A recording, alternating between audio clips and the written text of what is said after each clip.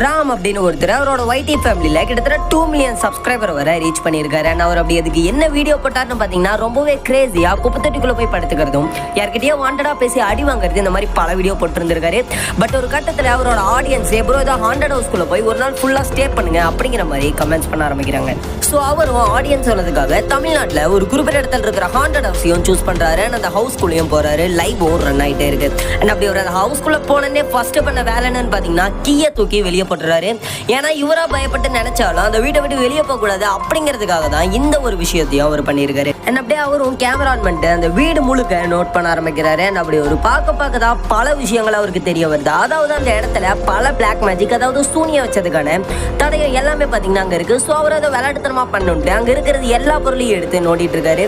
சில பொம்மைகளோட தலையும் பிச்சு போட்டிருக்காரு. அண்ட் இப்படி இருக்கிறதுவே அவருக்கு ஏதோ ஸ்ட்ரேஞ்சா ஃபீல் ஆயிருக்கு. அதாவது யாரோ அவரை வாட்ச் பண்ண மாதிரியே அவருக்கு ஃபீல் ஆக ஆரம்பிக்குது.